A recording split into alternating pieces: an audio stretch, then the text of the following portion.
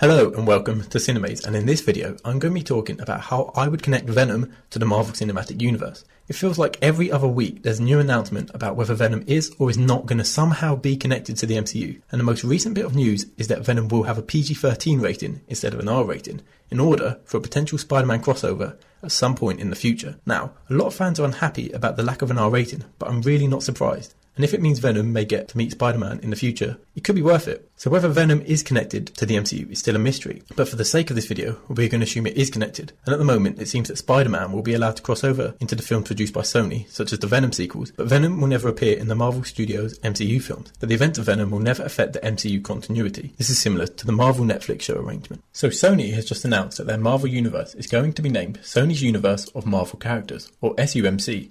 And it will begin with the first Venom movie, and is likely to include Venom sequels, a Silver Sable and Black Cat team-up, and Morbius the Living Vampire. These are all Spider-Man characters, yet there is no confirmation whether Spider-Man will be present or not. With the information we know at the moment, it appears that the SUMC will run adjacent to the MCU, with the connecting factor between the two being Spider-Man. General audiences may not realise these universes are separate, and that's why Marvel Studios are probably apprehensive to allow the two to connect, in case Sony tarnishes Marvel's almost perfect brand. So how can the MCU Spider-Man be introduced into the SUMC, with Venom already established without Spider-Man in the SUMC? So to answer this, let's first look at a brief rundown of Venom's story in the comics. So the Venom symbiote first appeared when Spider-Man travelled to space and bonded to the symbiote. Spider-Man assumed that the symbiote was a new costume, until it was discovered to actually be alive. Spider-Man and the symbiote then separated, and the symbiote found its way to Eddie Brock. Eddie Brock is the character that the Venom movie is focusing on, and the most famous host for Venom. Venom and Eddie have a love-hate relationship, and Venom constantly wants to find a stronger host, which is most commonly Spider-Man.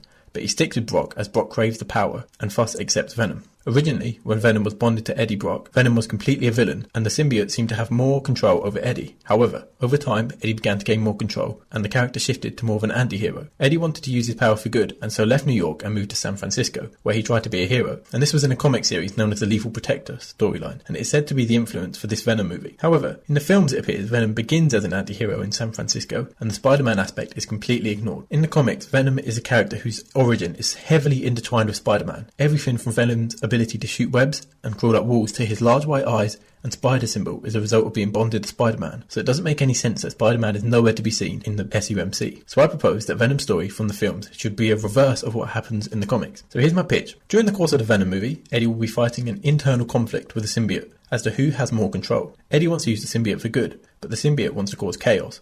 And during the film, Eddie attempts to control Venom for good, but is mostly unsuccessful. Although he will beat the villain at the end of the film, in doing so, Eddie will have given up a large amount of control to the symbiote. Therefore, by the end, the symbiote is no longer dependent on Eddie, but Eddie is dependent on the symbiote. Due to his violent actions in San Francisco, Eddie plans to move away, and after seeing a news report of Spider-Man saving someone in New York, Eddie decides to move there. This decision is actually a result of the manipulation by the symbiote, who is constantly seeking a stronger host, and in this case, due to Spider-Man after seeing his powers on the news. The Venom movie would end with Eddie moving to New York and attempting to start a new life as a journalist, and this is where the Venom sequel would pick up a few years later. So Venom is continuing to act as a vigilante anti-hero in New York. His increasingly violent methods of crime fighting begins to draw the attention of Spider-Man, and one night, Spider-Man and Venom meet, and Spider-Man confronts Venom about his method, providing an interesting contrast of the two characters' philosophies, and this would end in a fight where Spider-Man narrowly escapes. After this encounter, Venom decides Spider-Man's body would definitely provide a perfect host, and he plants a fascination with Spidey into Eddie's mind. Eddie, now a reporter attempting to work for the Bugle, begins to focus his news onto Spider-Man. And this of course sets up the classic Peter and Eddie Bugle rivalry, as Peter would now be working as a freelance photographer there. Venom and Spider-Man later have another fight, and it ends with the symbiote attached to Peter. Here Spider-Man will adopt the classic black suit, and Eddie is left without Venom. The symbiote will begin to affect Peter, making him more violent, and he begins to fall under the violent methods that he had previously challenged Venom for using. At the same time, Eddie is left broken without the symbiote, and he struggles to function and he feels powerless, and he blames Spider-Man for this loss. After trying to battle the symbiote for control, Peter manages to break free, and Venom returns to Eddie Brock. Now Venom will be able to adopt the white spider logo and gain web shooting and wall crawling abilities due to its time on Spider-Man. Since Eddie was so desperate for the symbiote to come back to him, as he craves the power, he completely gives up the idea of using Venom to be a hero, and he allows Venom to take more control. Here we see Venom's turn to a villain, and the classic Spider-Man-Venom dynamic will ensue.